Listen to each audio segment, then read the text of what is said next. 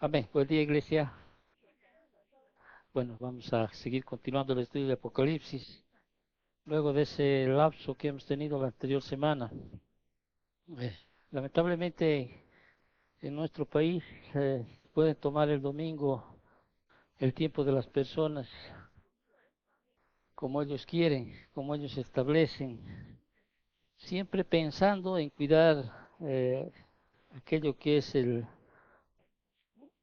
calentamiento global o el medio ambiente, ¿no?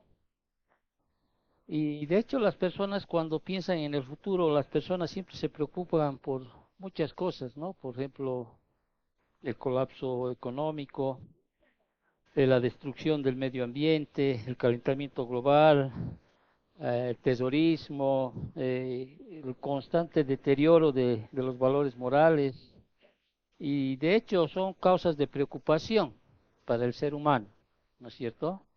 Sin embargo, cuando nosotros estudiamos las escrituras, y especialmente ahora que estamos estudiando el libro de Apocalipsis, lo más aterrador, sí, que por lo cual uno debería preocuparse es el futuro, ¿no? Y no es ninguna de las cosas que he mencionado, y debe haber varias más. Lo que debería detener el corazón de los pecadores es, ¿qué cosa? Lo que Dios va a hacer, lo que dice en su palabra, ¿no es cierto?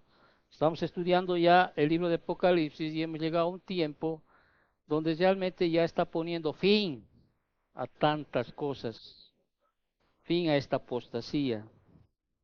Ya el día domingo, como digo antes, como dije anteriormente, ya lo han tomado como un día de recreo, sí, un día donde tiene que descansar supuestamente, donde tiene que ser la reunión del agua, tiene que ser la reunión de las juntas, ¿no? Y ahí sí, si no vas, ahí te cobran qué cosa, multa, ¿no? Económico, ¿no? Sí, cada vez se va acumulando las multas, pero si yo les diría que la multa más grande que el ser humano va a enfrentar es la eternidad en un lugar de tormento donde el Señor, nuestro Señor Jesucristo dijo que es un lugar donde hay un crujir de dientes, o sea, pareciera que a nadie le interesa, a nadie le importa y nadie tiene ni siquiera un poquito de temor a lo que el Señor ha dicho en su palabra. Ahora, si Jesús dijo que hay un lugar de tormento, un crujir de dientes, un lugar donde el gusano no muere, un lugar donde vas a estar por la eternidad, entonces si tú no crees, pues tú sistemáticamente o objetivamente le estás diciendo eres un mentiroso, ¿no es cierto? No, está mintiendo, porque él es el que ha hablado más del infierno que del cielo. Y no solo él, sí, en el Antiguo Testamento muchos profetas han hablado sobre ese lugar. Nosotros seguimos hablando sobre ese lugar, pero ¿quién nos oye a nosotros? Nadie, ¿no? Me encantaría que todo acabara con morir y listo y quedar ahí. Pero entendemos y por fe nosotros creemos, por eso es la fe, la certeza de lo que se espera, la convicción de lo que no se ve, de que hay ese lugar. Y las cosas que van a suceder más adelante, ¿sí? Van a suceder o no estás creyendo en aquello. Quizás tú dirás como cuando dijeron en segunda de Pedro, ¿cuándo será esas cosas? ¿Sí? Pero hermano, si tú te mueres hoy, mañana y te vas a morir porque no vas a vivir por la eternidad, ¿sí? Te estás adelantando a ese lugar y es peor todavía, ¿o no? Es peor todavía. O sea, tú te estás adelantando ya a ese lugar. Y ya no hay vuelta atrás. O sea, ya no hay arrepentimiento. Porque está determinado que el hombre muera una sola vez y después de esto el juicio.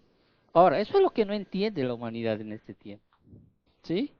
No hay quien busque a Dios, dice las Escrituras. No hay. Entonces debería aterrar a los seres humanos las cosas que van a venir, de las cuales estamos estudiando. La ira y el furor condenatorios de Dios son una aterradora realidad que asoma sí, en el horizonte de la historia humana. Va a venir ese día. Estamos estudiando aquello. Toda la palabra, hay muchos versículos en la palabra que nos habla de ese día, de ese gran día. Es el día de la ira. Salmo 96, 13 dice que dice, juzgará al mundo con justicia y a los pueblos con su verdad. Y no solo con su verdad, porque el Salmo 98, 9 dice, juzgará al mundo con justicia y a los pueblos con rectitud. El Salmo 110, 6 dice, juzgará entre las naciones, las llenará de cadáveres, quebrantará las cabezas en muchas tierras. La palabra también dice, por cuanto ha establecido un día en el cual juzgará al mundo con justicia por aquel varón a quien designó. Segunda de Timoteo 4:1 dice, te encarezco delante de Dios y del Señor Jesucristo, que juzgará a los vivos y a los muertos en su manifestación y en su reino. ¿Cuál sería la síntesis de lo que estoy hablando? Las personas no temen lo que deben temer. Pasan por alto deliberadamente esa realidad, la realidad de la cual estamos estudiando, la realidad de las cosas que van a suceder. ¿Acaso Jesús no exhortó a los discípulos cuando les dijo, temer más bien a aquel que puede destruir el alma y el cuerpo en el infierno? Mateo 10:28. ¿Acaso has escuchado de este versículo que a veces dejamos de lado y solamente lo mencionamos, que dice en Hebreos 10:31, horrenda cosa es caer en manos del Dios vivo? ¿Acaso no hemos escuchado el Salmo 7:11 donde dice, Dios es juez justo y Dios está airado contra el impío todos los días? A lo largo de la historia humana, Dios ha derramado su ira en juicio sobre los pecadores. A lo largo, desde el Edén, ¿te acuerdas? ¿No? Cuando el pecado de Adán en el Edén puso a todo el género humano bajo juicio. ¿No? Por cuanto todos pecaron, están ¿qué? Destituidos de la gloria de Dios. Ya en la época de Noé, ¿sí? Dios también envió un catastrófico juicio del diluvio para destruir al mundo. ¿Se acuerdan lo que se habían corrompido? El pueblo de Israel hasta ahora sigue asumiendo o sigue llevando el castigo por su rebelión contra Dios.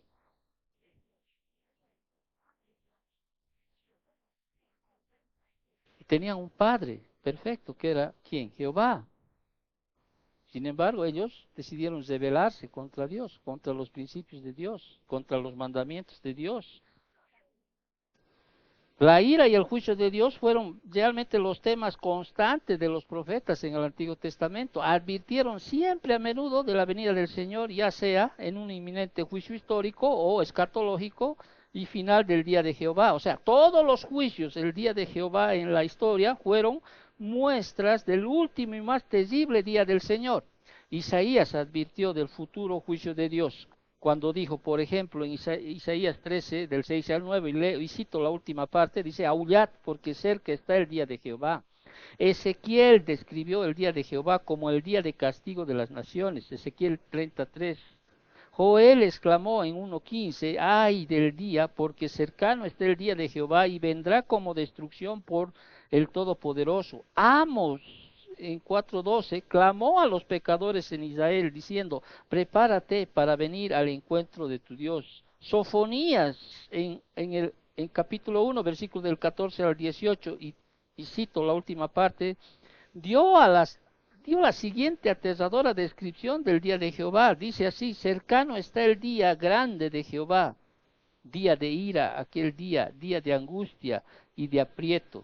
Job advirtió que el malo es preservado en el día de la destrucción, guardada será el día de la ira, Job 21:30. Ahora, cuando uno habla de la ira de Dios, ¿sí? Podríamos de alguna manera, para que tú entiendas, ¿sí? Dentro del derramamiento histórico de la ira de Dios, podríamos un poquito para que tú entiendas, categorizar, ¿no? En algunas categorías. Por ejemplo, ¿no? Primero es lo que pudiera llamarse la ira de la siembra y la cosecha. ¿Estás captando? ¿Sí? Las personas pecan y sufren las consecuencias lógicas del pecado. En otras palabras, todo lo que el hombre sembrare, dice, eso mismo cosechará, ¿no es cierto? Gálatas 6, 7, 8. Una otra categoría de la ira de Dios, ¿cuál sería? La ira catastrófica. Cuando Dios envía juicios grandes y destructivos, como lo hizo ¿a quién? Por ejemplo, Sodoma y Gomorra, ¿no? Un ejemplo, el diluvio, otro ejemplo. Pero ¿saben cuál es una de las que me aterroriza a veces? Y a veces las personas, no, o los creyentes, no sé si que no, bueno, aquellos que dicen ser creyentes, aquellas, por ejemplo, que nos muestra Romanos capítulo 11, la ira de Dios de desamparo que se llama. Cuando dice que Dios los entregó, ¿sí? Implica que Dios abandonó a los pecadores, quitando las limitaciones a las mortales consecuencias de sus pecaminosas decisiones. ¿Has leído capítulo 1 de Romanos? ¿Sí? Habiendo conocido a Dios, como dice,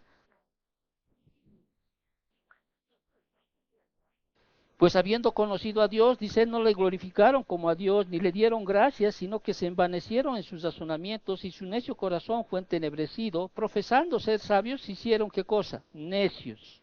Y cambiaron la gloria de Dios incorruptible en semejanza de imagen de hombre, corruptible, y aves y cuadrúpedos y de reptiles, por lo cual Dios, ¿qué hace? Los entregó, dice, a la inmundicia en las concupiscencias de sus corazones, de modo que deshonraron entre sí sus propios cuerpos, ya que cambiaron la verdad de Dios por la mentira, honrando y dando culto a las criaturas antes que el Creador, el cual es bendito por los siglos. Amén. Por esto Dios los entregó a las pasiones vergonzosas, ¿sí? Y más abajo también dice, Dios los entregó. A ver, entendé, hermano. Sí, a veces el Señor, ¿sí? Te va a advertir en algún momento de tu vida hasta un punto y después te va a decir, bueno, ¿quieres hacer lo tuyo? Haz lo tuyo. En Oseas 4:17 declaró, a Efraín es dado a los ídolos. ¿Qué dice el Señor ahí? Déjalo, déjalo. Cuando un creyente se aparta del Señor, hermanos, no creas que el Señor va a venir y te va a buscar siempre con los brazos abiertos. Muchas veces te va a decir, sí, te va a buscar porque es el pastor, el buen pastor, el que busca sus ovejas, pero muchas veces te va a dejar y te va a entregar a tus pasiones, al punto de que en su misericordia quizá puedas reconocer como el hijo pródigo, ¿no? Sí, allá en mi casa tenía por lo menos que comer pan, ¿te das cuenta? Y a veces creemos que siempre vamos a estar ahí, presentes. ¿No les da miedo, sí, que Dios pueda decir, bueno, hasta aquí llegó la ira del desamparo? Lo llaman así, ¿sí? Hermano, la palabra dice, Efraín es dado a ídolos, déjalo, dice Oseas 4:17, declara eso la palabra. A veces con tanta ligereza uno puede decir, bueno, me daré un tiempo, o bueno, esperaré que las cosas mejoren o las situaciones cambien. Discúlpame, ¿alguna vez has visto en las películas, en escenas, en fábulas, en lo que sea, ¿sí? ¿A quién va a atacar el lobo? A la que está retrasada, ¿no es cierto? A la oveja que se ha alejado, ¿sí? Y como dicen las escrituras, ¿no? Es un león rugiente buscando a quién devorar. Pero gracias a Dios, ¿sabes qué? En su misericordia, ¿sabe qué hace el Señor? ¿Sí? Sigue pensando en ti. Mira, estamos estudiando el libro de Apocalipsis. Fíjate los tiempos que están pasando ahí. Hermano, el Señor mandó a 2 testigos grandes, con poderes, señales. ¿Sí? No solo 2 testigos, mandó a 144,000 judíos evangelistas predicando. De lo más hombres, de los más consagrados para predicar el Evangelio. No bastando con eso, los redimidos de ese tiempo, ya sea judíos o no judíos, ¿no? También están predicando el Evangelio. No bastando eso, algo sobrenatural, un ángel del cielo está ahí pregonando qué cosa, el Evangelio. Ahora, evidentemente la cosecha es mucha en ese tiempo, pero también evidentemente hay muchos, ¿qué cosa? Que rechazaron el Evangelio de Dios, ¿no es cierto? Rechazaron hasta el final. Pese que ellos están reconociendo, como hemos estudiado en Apocalipsis 6, que las cosas que están sucediendo están viniendo de parte de Dios. Pero aún así ese corazón duro, incontrito, o sea, que no ha arrepentido, ¿no? Empieza a rebelarse contra Dios, ¿sí? Pero llega un momento en que Dios dice, hasta aquí llegué. Las copas ya están llenas. Es como cuando decimos nosotros, ya me has llegado hasta la coronilla, ¿no es cierto? Y Dios no puede dejar de hacer justicia porque Él es un Dios santo, justo, poderoso, inmutable, juez justo, dice la Biblia. No puede dejar de hacer justicia, por cuanto todo aquel hombre que lo que siembra, eso va a cosechar. Ahora, estoy hablando de la ira de la siembra y la cosecha, de la ira catastrófica, de la ira de Dios, de desamparo, como para que entiendas como categorías, ¿no es cierto? Hay una cuarta que podríamos llamar la ira eterna, o sea, la ira escatológica de Dios que se derramará en el futuro sobre el mundo entero. De eso estamos estudiando. Primera de Tesalonicenses 1:10 dice así, y esperar de los cielos a su Hijo, el cual resucitó de los muertos, a Jesús, quien nos libra de la ira venidera. Primera de Tesalonicenses 5:9 dice, porque no nos ha puesto Dios para ira, sino para alcanzar salvación por medio de nuestro Señor Jesucristo. Qué bueno, ¿no? Que aquí haya dos promesas que nos dice, no te he puesto yo para el día de la ira, te quiero librar de ese día. Porque esos días que van a venir son pues terribles. Porque el resultado final de la ira eterna será ¿qué cosa? La condenación eterna, ¿dónde? Al infierno. Y de todos los pecadores incontritos. ¿Qué significa incontritos? Son aquellos que no se arrepintieron, que no llegaron a arrepentirse. Ahora, pero durante todo el derramamiento histórico de la ira de Dios, desde el Edén hasta la explosión final de la ira escatológica, o sea, escatológica que significa el escatos último, ¿no? De los últimos tiempos, ¿no? Hay una extraña paradoja en la Biblia. ¿Cuál es esa extraña paradoja? Parece contradictorio, ¿no? Paradoja significa o aparentemente contradictorio a la lógica, ¿no? Es paradójica. ¿Y cuál es esa paradoja? Dios está obrando activamente para salvar a los pecadores de su propia ira. Paradójico suena, ¿no es cierto? O sea, Dios está diciendo, o sea, no quiero que él dice en la palabra, él no quiere que nadie perezca, ¿no es cierto? Pero va a venir ese día. Entonces, ¿por qué? Por su misma naturaleza, porque la naturaleza de Dios abarca no solo justicia y santidad, sino también gracia y misericordia. Entonces, aún durante los devastadores juicios de la tribulación, Dios llamará a los pecadores a la salvación. Miren, en ese tiempo, Dios va a seguir llamando y seguirá usando instrumentos aquí en esta tierra. En este momento nosotros somos instrumentos de Dios para advertir de ese día de la ira que va a llegar. Y peor, de la ira eterna. Porque una vez que que mueras o partas de este mundo, pues ahí es donde se determina qué cosa, tu eternidad. ¿Te das cuenta? Tu eternidad.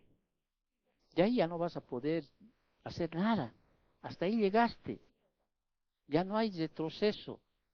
Vas a estar como el Lázaro y el rico, ¿no? ¿Sí? Y lo único que va a anhelar es que decir, dile a mis hermanos que hay realmente este lugar. ¿Sí? A los profetas tuvieron. ¿Sí? Al pastor tuvieron ahí para decirles que cambien su manera de pensar, cambien su manera de vivir, lo que es el cristianismo. Repito, no es solo venir a la iglesia, ¿me entiendes? Adoramos al Señor todos los días, toda nuestra vida de aquí en adelante. Quizá en ese tiempo usará a los 144,000 evangelistas, los que hemos estudiado, los 2 testigos, repito, la multitud de gentiles y judíos redimidos, e incluso un ángel que volará en el cielo. Usará aquello. Muchos vendrán, sí, muchos vendrán en arrepentimiento. Y de hecho va a ser tanto, dice, que realmente no hay como en ese tiempo que van a venir al Señor, ¿no? La cosecha va a ser tanta, pero también obviamente va a haber muchos que no van a aceptar. Pero llega un tiempo donde dice, hasta aquí se llegó. ¿Sí? Y el capítulo 15 y el capítulo 16, que vamos a estudiar, si Dios quiere, la siguiente semana el 16, si no pasa algo, ¿no? Pero sí, el capítulo 15 hoy, de hecho vamos a terminar todo el capítulo 15, que obviamente es el capítulo más corto de Apocalipsis, porque son 8 versículos, presentan aquí los fenómenos específicos del último derramamiento de la ira de Dios antes de la venida de Cristo. Esa ira se expresa con los efectos de la séptima trompeta. ¿Cuáles son aquellos? Aquellos juicios de las 7 copas descritos en el capítulo 16, que eso lo vamos a llevar la siguiente semana. Pero el capítulo 15, que hoy nos interesa estudiarlo, que es el más corto de Apocalipsis, forma una introducción a estos violentos juicios, pero este capítulo no está escrito con el propósito específico de defender la ira de Dios. O sea, repito, aquí el propósito de este estudio del capítulo 15 no es defender por qué Dios está haciendo esto. Más al contrario, nos va a mostrar los motivos para el último derramamiento de la ira de Dios, que se harán evidentes. ¿Ok? Entonces, no es este capítulo 15, el propósito, no está escrito con el propósito específico de defender la ira de Dios. ¿Por qué? Porque las Escrituras dicen, como su obra es perfecta y todos sus caminos son rectitud, no hay que defender la conducta de Dios. Daniel 32:4, no puedes defender a Dios. A veces tratamos de defender a Dios, ¿no? Pero ¿y por qué Dios permite tanta maldad? ¿Por qué Dios permite la muerte? ¿Por qué permite tanta enfermedad? ¿Por qué Dios permite esto? ¿Por qué Dios permite aquello? ¿Sí? Y tratamos ni siquiera de explicar el por qué. ¿Te has dado cuenta? Que tendremos a defender a Dios. Y Dios no necesita defender. Dios no necesita que lo defiendas. Él dice en su palabra. Su palabra es, o sea, su obra es perfecta y todos sus caminos son rectitud. Punto. No obstante, obviamente, pueden observarse en este texto varias razones para el derramamiento de la ira de Dios. ¿Sí? El versículo 1, empezamos, el capítulo 15, el versículo 1, es como una introducción a las 3 razones, a los 3 motivos para el último derramamiento de la ira de Dios que se harán evidentes. En el versículo 1 dice, cito el texto, leo el versículo, dice, vi en el cielo otra señal, grande y admirable, 7 ángeles que tenían las 7 plagas postreras, porque en ellas se consumaba, ¿qué cosa? La ira de Dios. Una escena aquí viene en el cielo, anuncia los juicios de las copas, como lo hizo respecto a los juicios de los sellos, que ya estudiamos el capítulo 4 y 5, y el de las trompetas, capítulo 8, del 2 al 6. Esta viene a ser la tercera señal celestial que Juan ha visto en Apocalipsis. ¿Te acordarás la primera señal que habíamos estudiado ya en Apocalipsis 12:1? Dice, apareció en el cielo una gran señal, una mujer vestida del sol, con la luna debajo de sus pies y sobre su cabeza una corona de 12 estrellas. Esta era la primera.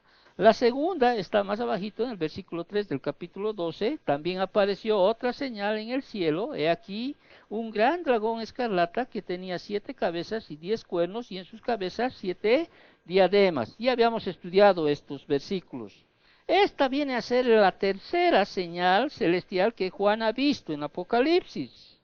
Y aquí utiliza términos como grande y admirables, dice. Fíjate, vi en el cielo otra señal, dice grande y admirable. ¿Qué expresan esto? Expresan la gran importancia de esa señal al contener, ¿qué cosa? El último derramamiento de la ira de Dios sobre los malvados, los pecadores incontritos de la tierra. O sea, sobre aquellos que no experimentan el arrepentimiento.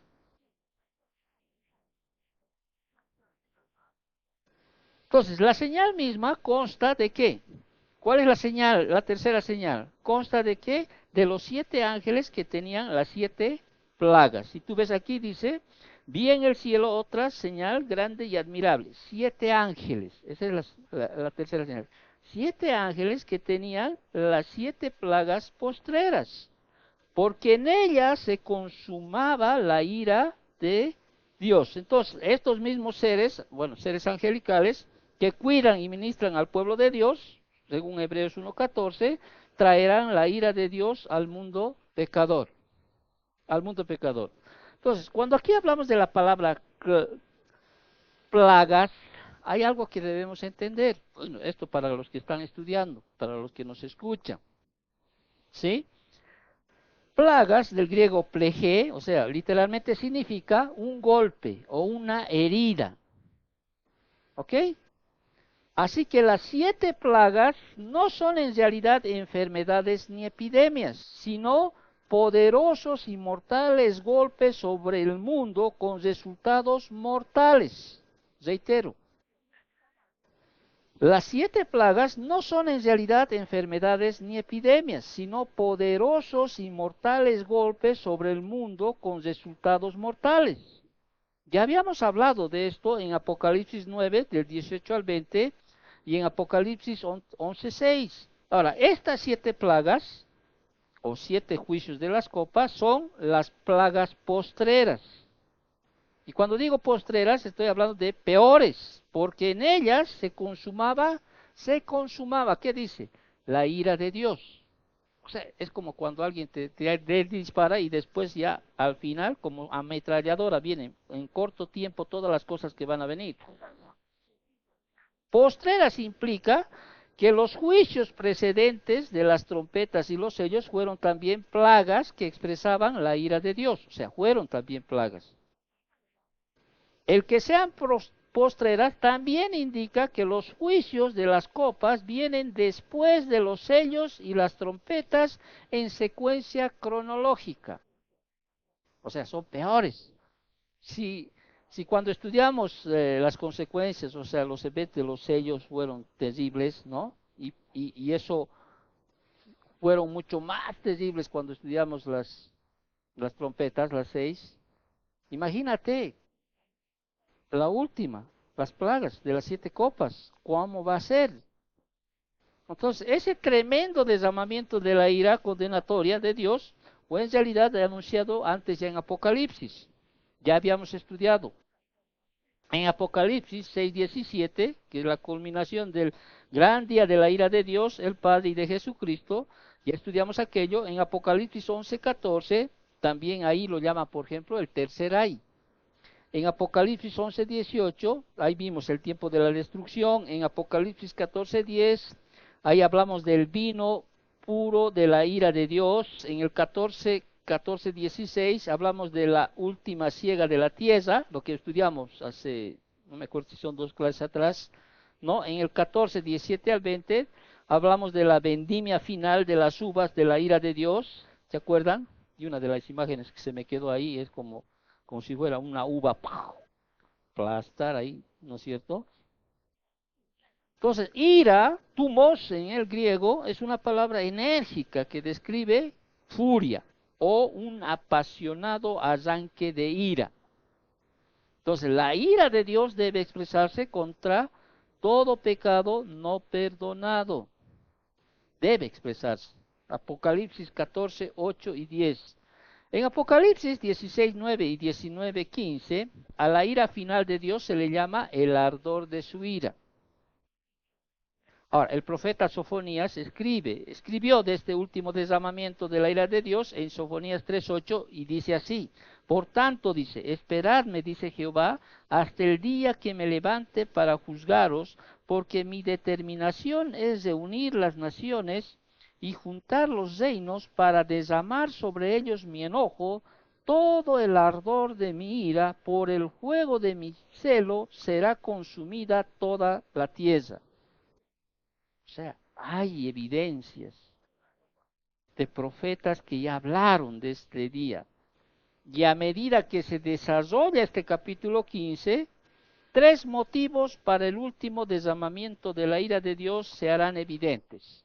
Y para que lo estudiemos mejor, vamos a dividirlo en los 3 motivos para el último derramamiento de la ira de Dios que se harán evidentes. Primero hablaremos de la venganza de Dios, versículo 2, capítulo 15 obviamente, el carácter de Dios, versículos 3 y 4, y el plan de Dios, versículos del 5 al 8 del capítulo 15. Vámonos a la primera para acortar los tiempos. El primer motivo para el último derramamiento de la ira de Dios, reitero, no estamos queriendo aquí justificar, ¿sí? O defender la ira de Dios. Porque a veces dirías, no, quiero darles motivos por lo cual Dios está haciendo esto. No estamos acá para defender la ira de Dios, sino que estamos dándoles aquí tres motivos para el último derramamiento de la ira de Dios. ¿Y cuáles son esos tres motivos? La venganza de Dios, el carácter de Dios y el plan de Dios. Ahora, vámonos a la primera, la venganza de Dios, versículo 2. Leo, dice así el versículo. Primero leo el versículo, después voy a explicarlo, ¿ok?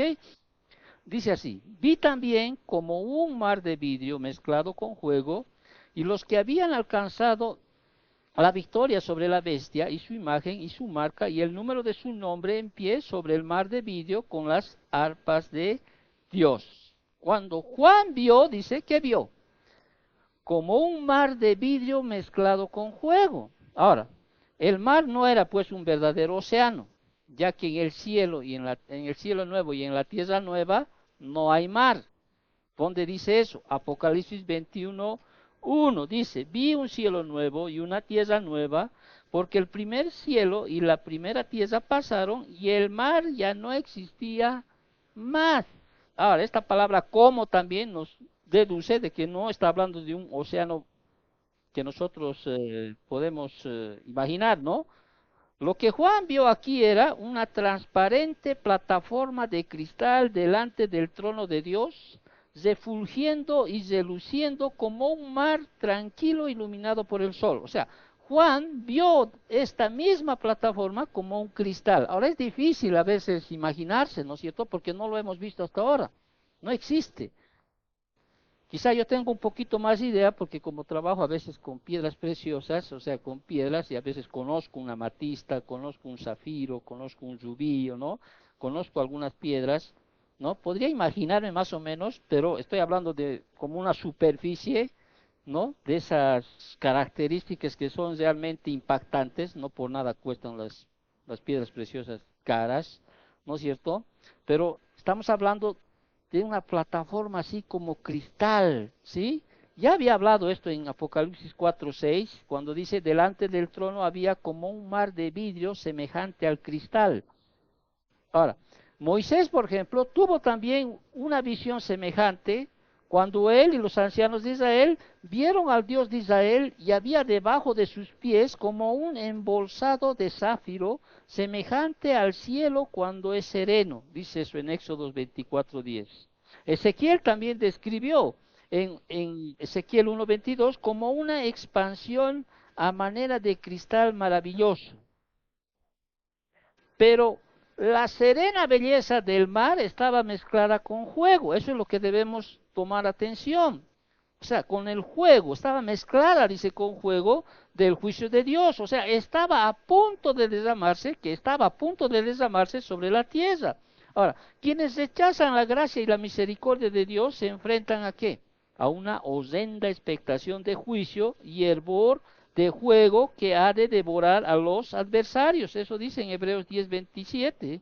Y nuestro Dios es, ¿qué cosa? Fuego consumidor, Hebreos 2:29. En las Escrituras a menudo se asocia el fuego con el juicio de Dios. Por eso estamos hablando de acá del primer motivo del último derramamiento de la ira de Dios, que es la venganza de Dios, ¿sí? Y cuando habla de fuego, o sea, podemos asociarlo con el juicio de Dios. Y hay muchos pasajes en la Biblia de los cuales se puede dar para determinar aquello. Por ejemplo, Números 11:1, 16:35, Deuteronomio 9:3, el Salmo 53, el Salmo 97:3, Isaías 66:15, Segunda de Tesalonicenses 1, del 7 al 9, Segunda de Pedro 3:7. Entonces, Juan vio, dice, reunidos alrededor del trono de Dios, ¿a quiénes?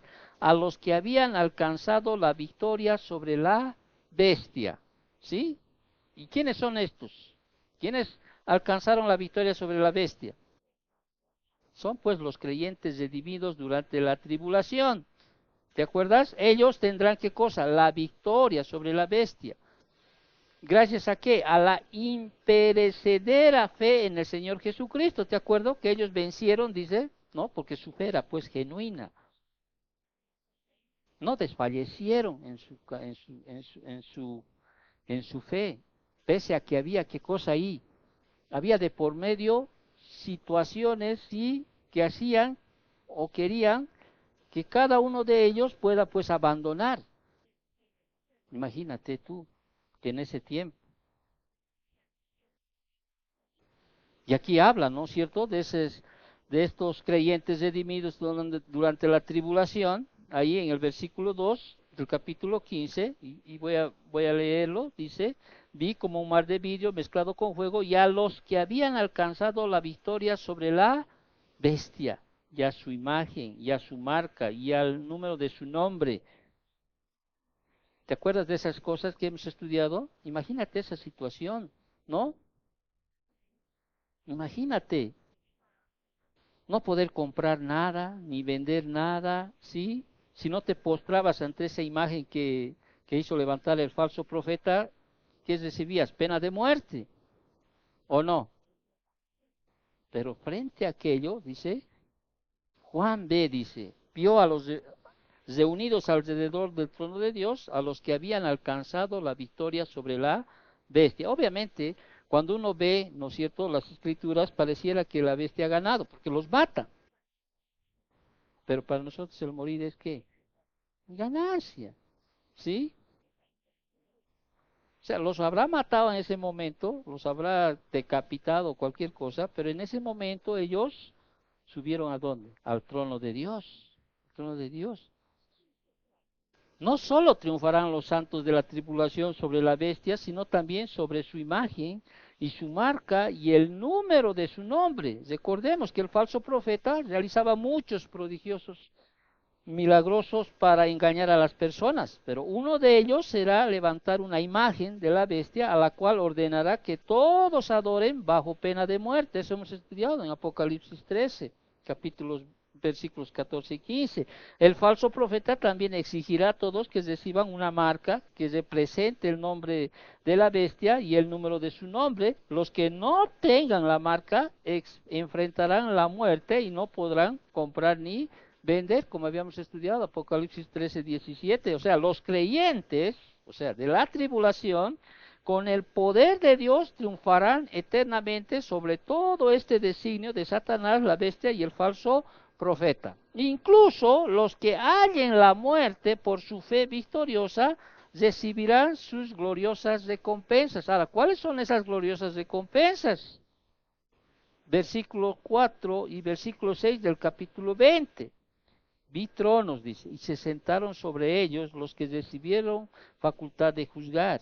Y vi las almas de los decapitados por causa del testimonio de Jesús y por la palabra de Dios, los que no habían adorado a la bestia ni a su imagen, y que no recibieron la marca en sus frentes ni en sus manos, y vivieron y reinaron con Cristo 1000 años. Fíjense la recompensa de esa, ¿sí? Ahora, eso nos pone a pensar nosotros. ¿Y nosotros? ¿Qué pasará con nosotros? Si yo muero hoy, ¿qué va a pasar? Cuando venga ese día, ¿sabes qué? Vendré con él, dice, ¿sí? Para entrar en su reino. Ahora, muchos van a sobrevivir en ese tiempo, pero todos los que van a sobrevivir son redimidos, porque no va a sobrevivir ningún incontrito, o sea, ninguno que no se arrepintió. Todos vamos a entrar al reino milenial, los que creemos en el reino milenial, porque hay otros también que no creen. Ahora, el que los santos de la tribulación se les vea con las arpas de Dios, ¿sí? No indica pues que en ese tiempo todo el que muere va a ir y a fila para recibir su arpa. Daría a entender, ¿no? O sea, imagínate tú ni guitarra tocas, ¿no? Pero esto indica que están regocijando y cantando alabanzas a Dios. Ahora, quizá toques, como los 144,000 que van a tragar sus almas, sus arpas, ¿no? Pero sí, algo te garantizo, vas a estar adorando a Dios. Algo adorando. Las arpas entonces también se asocian con alabanza en Apocalipsis 5:8 y 14:2. Como ocurre, ¿no? Con frecuencia en el Antiguo Testamento, siempre cuando se habla de regocijo, ¿sí? O de alabanza, las arpas siempre son mencionadas. Por ejemplo, en el Salmo 32, 33:2, 71:22, 144:9, 153. Entonces, estos creyentes se regocijan, dice, porque sus oraciones para que Dios tome venganza de sus perseguidores están a punto de recibir respuesta. ¿Te acuerdas lo que ya estudiamos en Apocalipsis 6, 9 al 10? ¿Hasta cuándo, Señor? ¿Hasta cuándo? Pero llega el momento en que realmente llegó el momento, ¿sí? La aparición de los actos de la tribulación plantea que Dios envía su ira como un acto de venganza sobre los que maltratan a su pueblo. Ya lo advirtió el Señor Jesucristo en Mateo 18, del 6 al 10. Y los incrédulos, ¿qué hacen? Recibirán la condenación al infierno eterno por maltratar al pueblo de Dios, porque ese maltrato revela su corazón malvado y no arrepentido. ¿Recuerdan cuando el Señor dice, les diré a los de mi izquierda y a los de la derecha? O sea, no va a haber ningún incrédulo que no reciba su castigo, ni de este tiempo, ni del anterior, ni de los tiempos que vienen. Lo que el hombre sembrare, eso mismo cosecha. Quizá en este tiempo a alguien se le puede burlar, podríamos decir así, cree burlar, ¿no? Lo que le corresponde por sus, por las cosas malas que hace. No, no, todos compadecerán, dice. Todos. Obviamente aquí los creyentes descritos en este tiempo, pues han experimentado los terrores de la tribulación, sufrirán una muerte dolorosa y violenta como mártires, pero sin embargo, a pesar de haber soportado la persecución más intensa que el mundo haya conocido jamás, su fe, que es un don de Dios, ¿qué hace? Perdurará, va a permanecer, estarán triunfalmente ante el trono de Dios, mirando mientras Dios toma venganza de los que los persiguieron. Ahí está, mía es la venganza, dice el Señor, ¿no es cierto? Van a estar ahí. Entonces, uno de los motivos para el último derramamiento de la ira de Dios es la venganza de Dios. ¿Sí? Nadie se va a librar.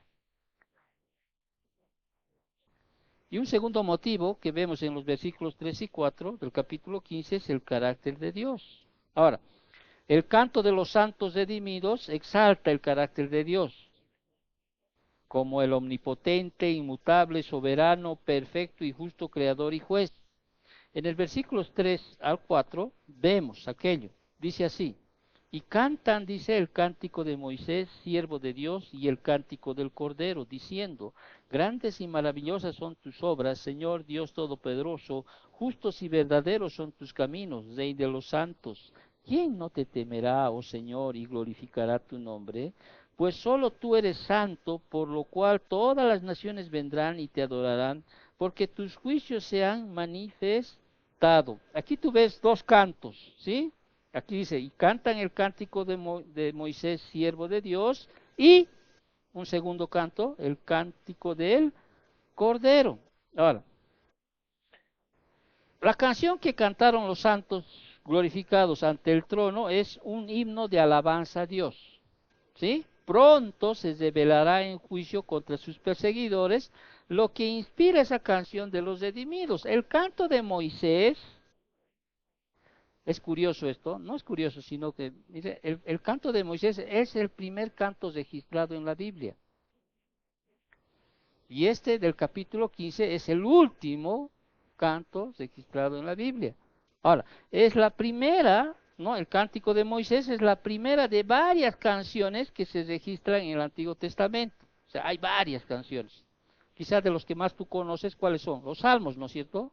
¿No? Que fueron eh, que les escribieron David y otros salmistas más. El himnario, por ejemplo, que era, bueno, ya denominado el himnario de Israel, ¿no es cierto? Y Cantar de los Cantares, por ejemplo, escribió ¿quién? El rey Salomón, ¿sí? Sin embargo, dentro de la Biblia hay varios cánticos, ¿no?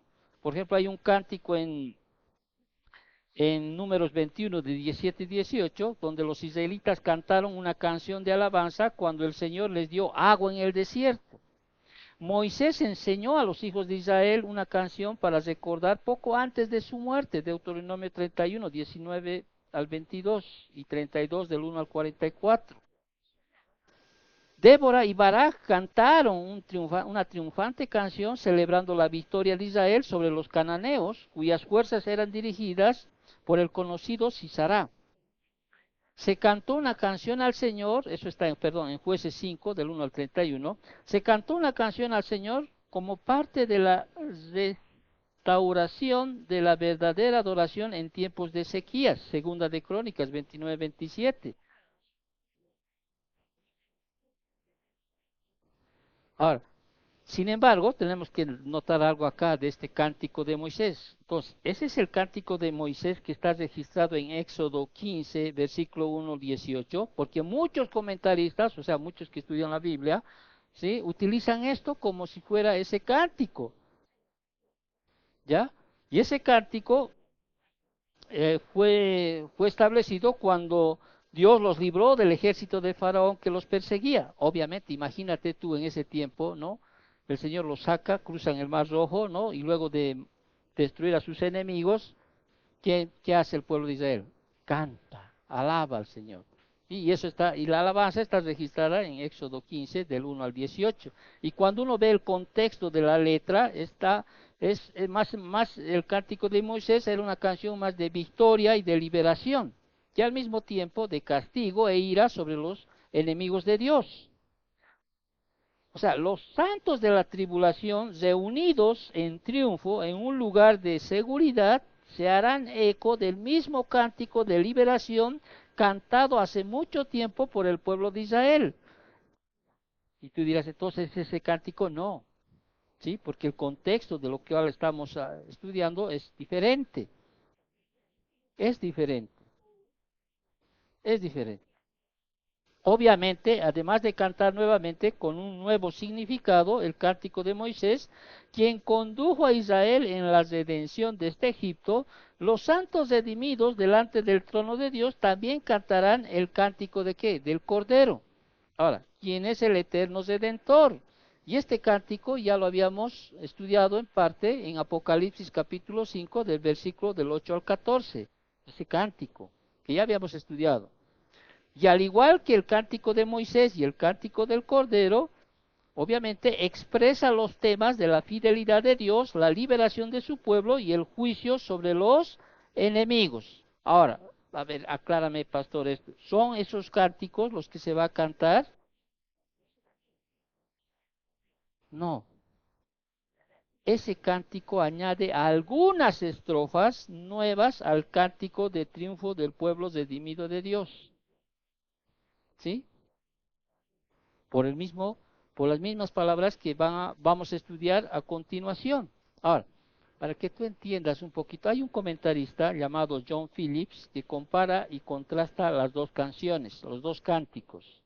Míralo, míralo, mira el contraste tan hermoso que lo hace, que lo voy a citar.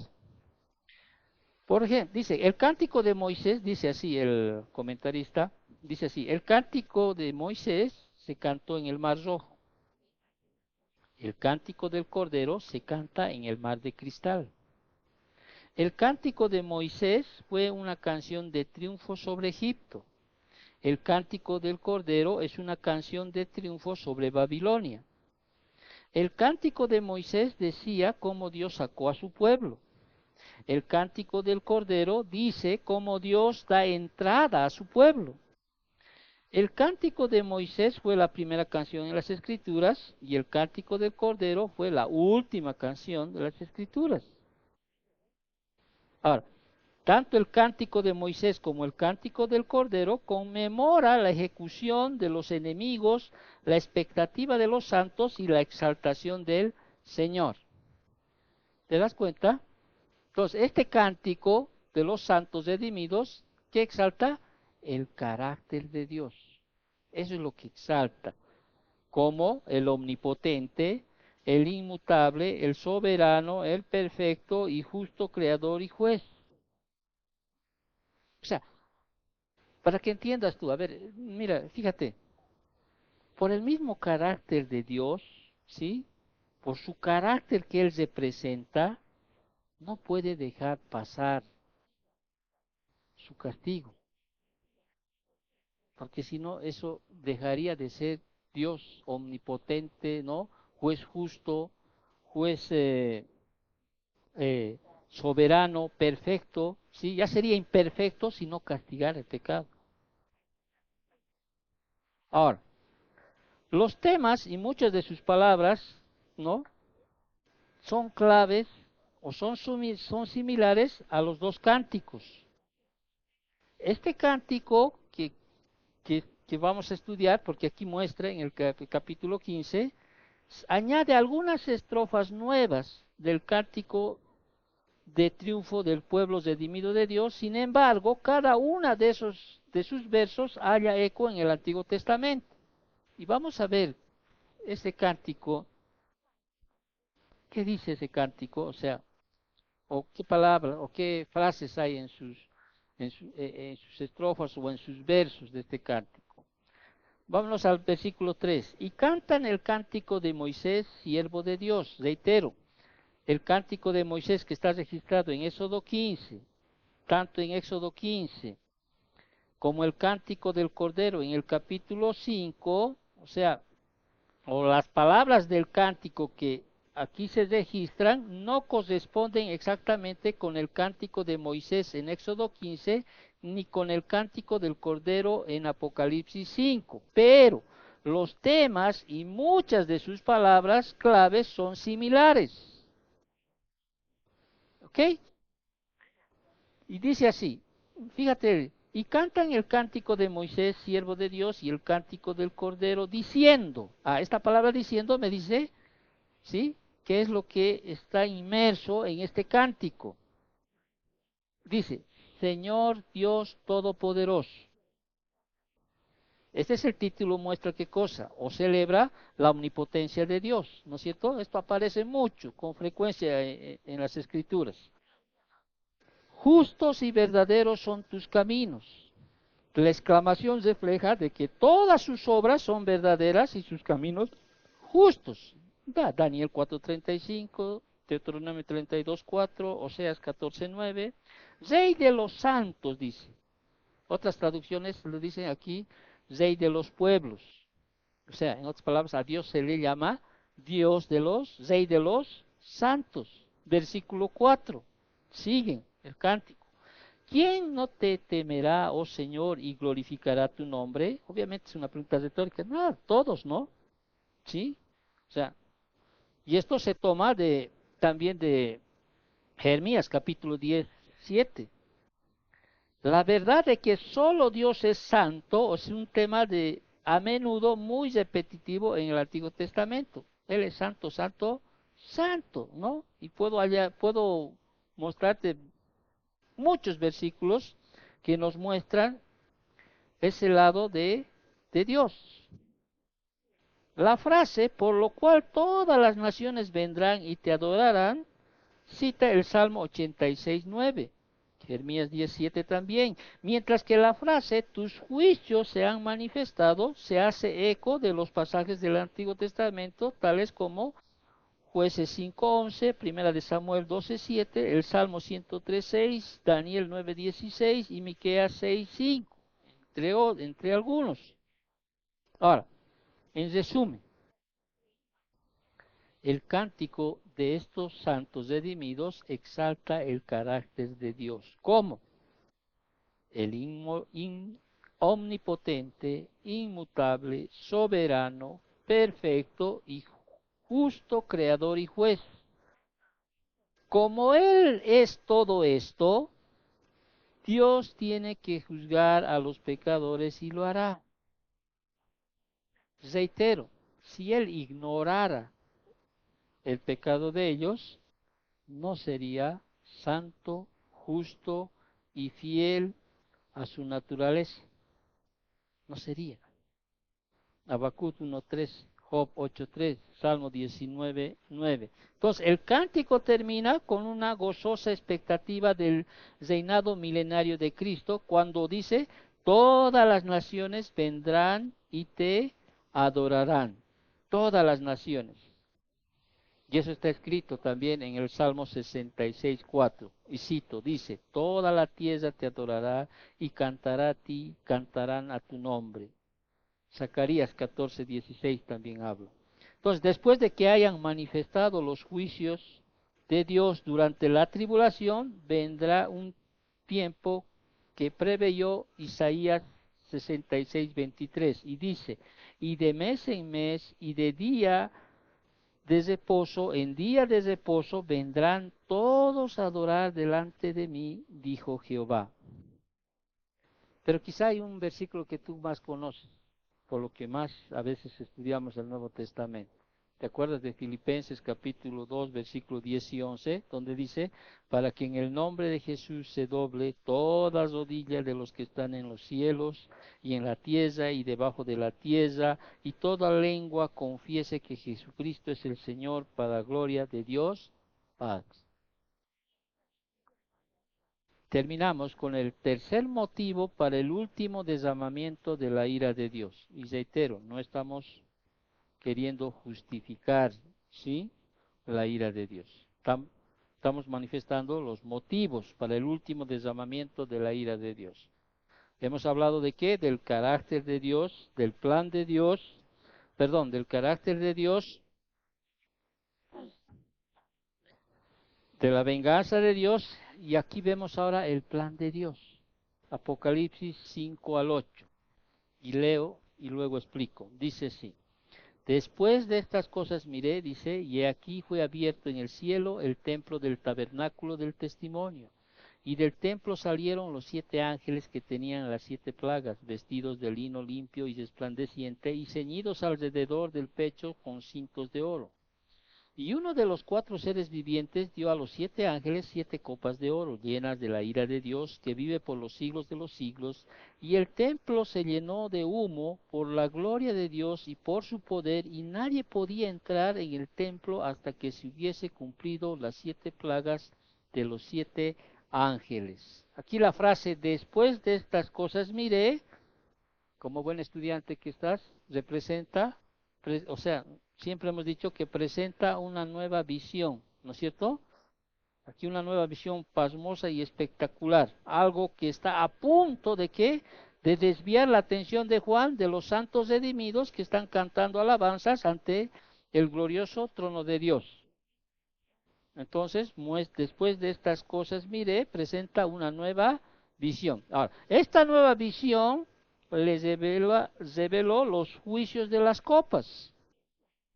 ¿Cuáles son los juicios de las copas? Las que vamos a estudiar, si Dios quiere, la siguiente semana. Capítulo 16, versículos del 1 al 21. Entonces, esta nueva visión les reveló los juicios de las copas, ¿no? Apocalipsis 16, pero primero Juan vio a los ángeles que cumplirán esos juicios. Mientras él observaba, dice, fue abierto en el cielo el templo del tabernáculo del testimonio. Esto ya Juan vio algo similar en Apocalipsis 11:19. Ahora, el templo, acá naos, en el griego, se refiere al lugar santísimo. Usted sabe, el lugar santísimo, el lugar del santuario donde habita la presencia de Dios. Lo que subraya que Dios es la fuente de las plagas. El tabernáculo se menciona a veces, tabernáculo como el tabernáculo del testimonio. ¿Por qué? Porque el objeto más importante que se encontraba en él era el arca de pacto, a veces llamada el arca del testimonio. Éxodo 38:21, números 1, 50, 53, 10, capítulo 10, versículo 11 de números.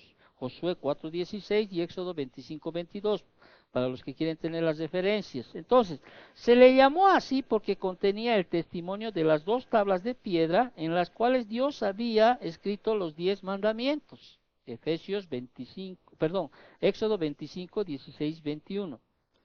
El versículo 6 dice así, y del templo salieron 7 ángeles. O sea, mientras Juan observaba, del templo salieron 7 ángeles que tenían las 7 plagas. Ya hemos definido lo que es eso, ¿no es cierto?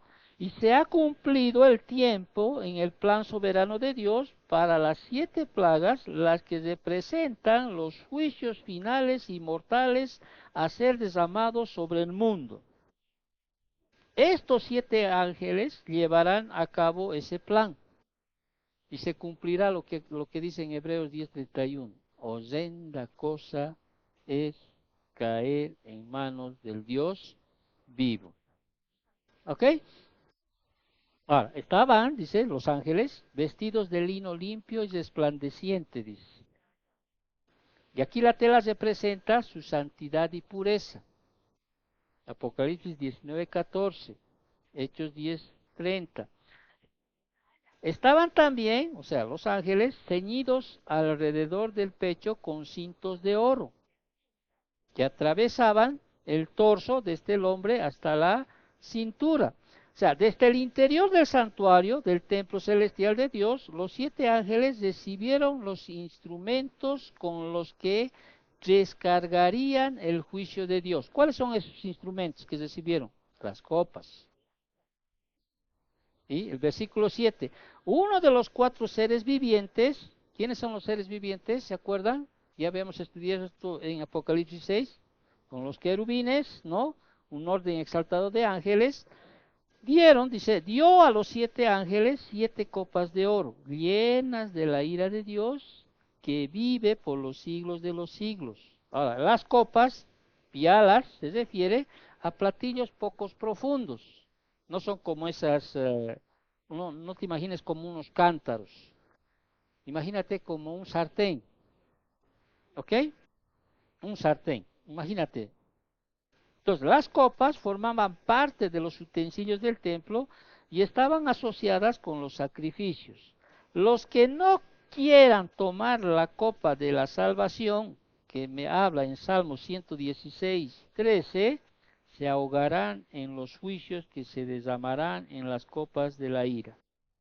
Entonces, como Dios vive por los siglos de los siglos, tiene el poder de poner fin al pecado, de modo que no puede existir nunca más en su santa presencia. Y termina el capítulo 5, ¿sí? Y el templo se llenó de humo por la gloria de Dios y por su poder, y nadie podía entrar en el templo hasta que se hubiesen cumplido las 7 plagas de los 7 ángeles. Del templo celestial no solo vinieron los ángeles, sino también humo. Ahora, ¿qué simboliza el humo? El humo que simbolizaba, o sea, podemos tener 3 simbolismos del humo. El humo que simbolizaba, primero, la gloria de Dios y su poder, ¿sí? El humo viene a ser un emblema de majestad, Éxodo 19, 16 al 18. También simboliza la gloriosa presencia de Dios en el tabernáculo del Antiguo Testamento o del templo. Éxodo 40, 34, 35, Primera de Reyes 8, del 10 al 11, Isaías capítulo 6, versículos del 1 al 4. Pero este humo del que estamos hablando también simboliza la ira de Dios, de modo que nadie podía entrar en el templo hasta que se hubiese cumplido las 7 plagas de los 7 ángeles. Entonces, la nube de gloria permanecerá en el templo hasta que la tierra esté totalmente purificada, limpia y preparada para el rey y su reino. Entonces, la escena descrita aquí en el capítulo 15 establece el trasfondo. ¿Para qué? Para los definitivos juicios finales derramados en el capítulo 16. Es como una introducción el capítulo 15 a lo que vamos a estudiar la siguiente semana en el capítulo 16.